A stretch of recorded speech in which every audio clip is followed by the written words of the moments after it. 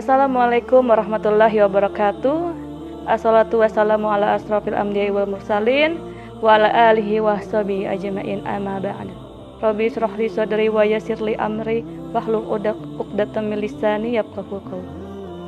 Apa kabarnya teman-teman semua? Semoga di Ramadan kali ini kita diberikan kesehatan, diberikan pahala yang berlipat-lipat ganda, dan semoga Ramadan kita kali ini bisa terus istiqomah, bukan cuma ketika Ramadan sekarang saja, tapi setelah Ramadan begitu juga. Teman-teman semua, insya Allah saya akan menyampaikan sebuah tausiah, yaitu tentang mengeluh. Teman-teman semua, kenapa kita di dunia ini ada rasa mengeluh? Pasti ada sebab dan akibatnya. Kenapa kita mengeluh? Pasti ada sebabnya. Sebabnya itu kebanyakan adalah kita dalam ujian, dalam masalah, terus juga kita ada harapan-harapan kita yang belum terpenuhi ekspektasi kita. Di sanalah muncul keluhan-keluhan. Ketika kita diberikan nikmat, kita tidak pernah mengeluh. Kenapa? Karena nikmat itu indah. Seperti itu. Nggak ada kan kita itu ketika diberikan kenikmatan, misalnya dikasih rezeki 1 miliar, terus mengeluh sama Allah. Ya Allah, kenapa dikasih 1 miliar, kenapa enggak 100.000 saja? Kan nggak ada seperti itu. Atau misalnya ketika teman-teman sedang melakukan ujian ataupun diberikan tugas, kemudian mendapatkan nilai 100, terus mengeluh pada Allah, pengennya dapatnya 30 saja. Nggak ada teman-temannya. Makanya ketika itulah keluhan tidak muncul ketika kita diberi nikmat. Tapi ketika kita diberikan ujian, ketika kita diberikan masalah, muncullah keluhan-keluhan tersebut. Teman-teman semua, selama kita hidup, kita pasti selalu ada ujian. Nabi dan Rasul saja ada ujiannya. Nabi siapa saja? Saya sebutkan saja 2 contoh nabi. Ketika Nabi Zakaria diberikan sebuah cobaan, yaitu belum memiliki keturunan. Ketika sudah tua renta, umurnya sudah 100 tahun, istrinya masih mandul dan tidak diberikan keturunan. Apa yang dilakukan Nabi Zakaria?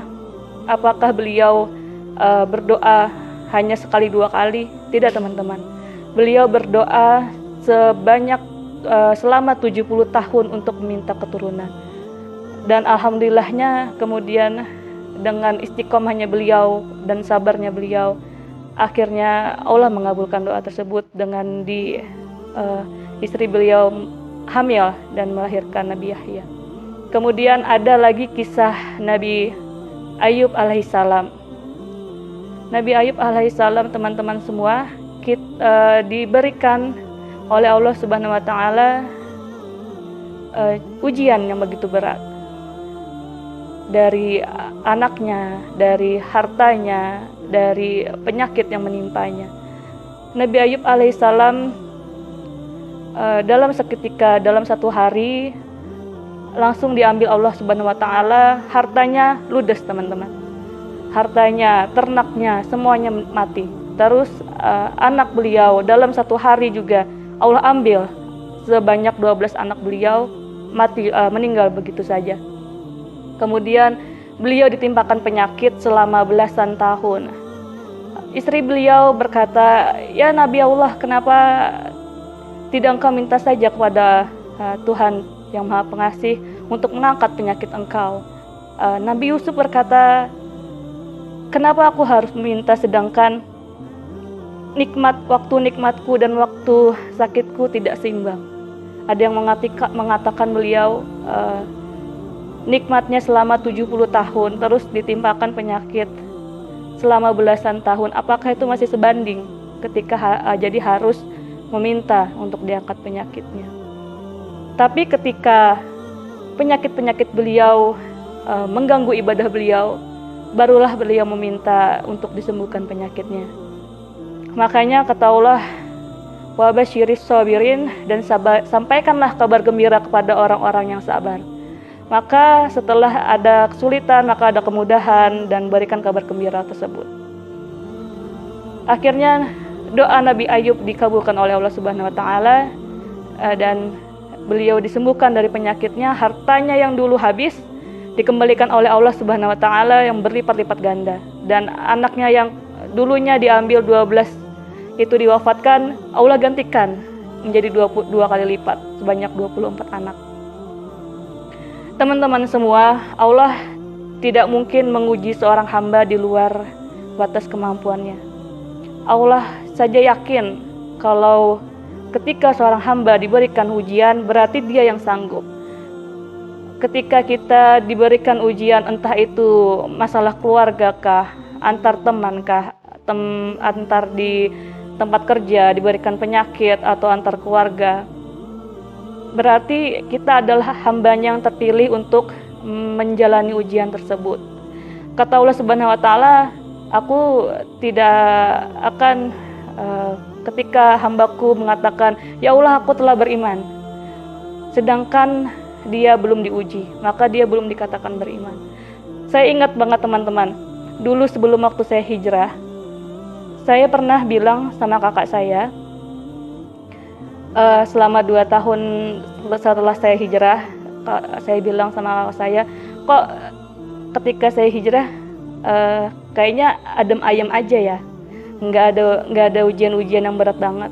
Terus kata kakak saya seperti ini, kata kakak saya, belum, karena Allah itu akan melihat hambanya itu beriman atau tidak ketika akan diuji. Kamu belum mencoba, belum merasakan ujian tersebut. Nanti suatu saat Allah akan mengujinya. Dan ternyata benar saja, beberapa tahun kemudian ujian-ujian datang, dan saat itulah keimanan kita sedang diuji.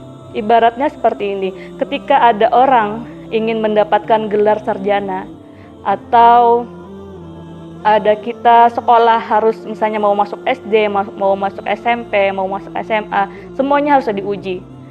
Jadi untuk mendapatkan gelar sarjana tersebut, kita harus melalui ujian. Sebelum ujian itu terlaksana, kita belum bisa mendapatkan gelar tersebut. Seperti itu teman-teman ibaratnya.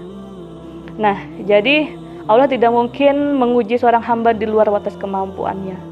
Begitu juga cara solusi kita untuk mengatasi cara mengeluh kita kepada Allah Subhanahu wa taala. Solusinya apa? Meminta solusinya itu apa? Bagaimana? Salah satunya itu ya teman-teman semua dengan cara sholat.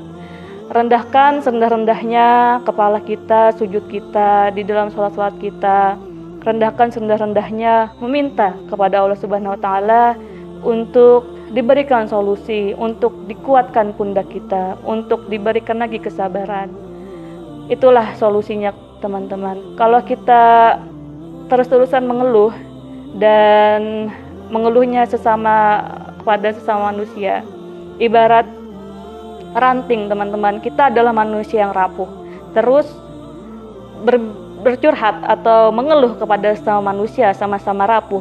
Ranting yang rapuh dengan ranting yang rapuh akan menjadikan sesuatu yang rapuh. Makanya itu hanya kepada Allah lah kita memohon, curhat di setiap sholat kita, di sepertiga malam kita.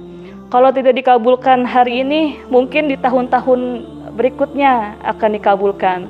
Seperti Nabi Zakaria, 70 tahun Nabi Zakaria alaihissalam bermunajat kepada Allah, sedangkan kita baru 1 hari sholat tahajud, itu pun cuma 2 rakaat ya kadang-kadang ya. Sudah mengeluh belum dikabul-kabulkan doa-doanya, dan itu menjadi pembelajaran untuk kita untuk jangan tergesa-gesa. Kadang-kadang juga apa yang kita inginkan teman-teman belum tentu itu yang terbaik untuk kita. Kadang-kadang itu Allah yang lebih paham. Jadi kita ambil pelajaran di setiap harinya. Inna ma'al usri yusra, sesungguhnya sesudah kesulitan itu ada kemudahan. Kenapa kita diberikan cobaan teman-teman, diberikan masalah? Itu untuk meningkatkan kualitas hidup kita, menjadikan kita orang yang lebih bijak. Makanya kita kalau ketemu orang-orang yang lebih tua ya teman-temannya, selalu ada pepatah atau petuah-petuah yang diberikan.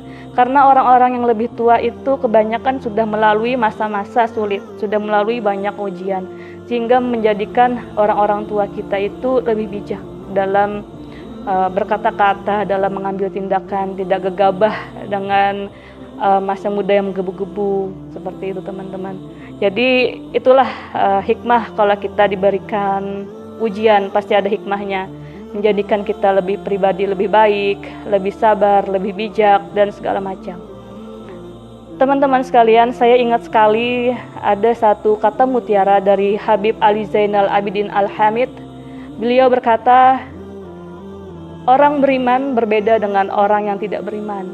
Ketika berhadapan dengan suatu masalah, orang beriman akan mengembalikan semua permasalahannya kepada Allah Subhanahu wa Ta'ala, Allah yang menciptakan masalah. Sedangkan orang yang tidak beriman akan mengembalikan permasalahan kepada dirinya sendiri. Makanya jangan heran teman-temannya, kita akhir-akhir ini sering mendengar berita orang bunuh diri, orang depresi, orang masuk rumah sakit jiwa dan segala macam. Karena kemungkinan besar masalah yang mereka hadapi mereka kembalikan kepada diri mereka sendiri, bukan kepada Allah Subhanahu wa Ta'ala yang menciptakan alam semesta. Makanya kita itu manusia yang rapuh. Jadi jikanya kita memberikan masalah itu kepada diri kita sendiri, mengembalikan masalah itu kepada diri kita sendiri, kita nggak akan kuat teman-teman. Karena yang memberikan masalah bukan kita, bukan diri kita. Nah, seperti itu teman-temannya. Semoga tausiah saya kali ini bisa memberikan manfaat untuk diri saya sendiri khususnya, dan kita semua. Salah hilaf mohon maaf. Wallahu a'lam bishawab. Yang baik-baik datangnya dari Allah Subhanahu wa Ta'ala, dan yang buruk-buruk datangnya dari diri saya sendiri. Wassalamualaikum warahmatullahi wabarakatuh.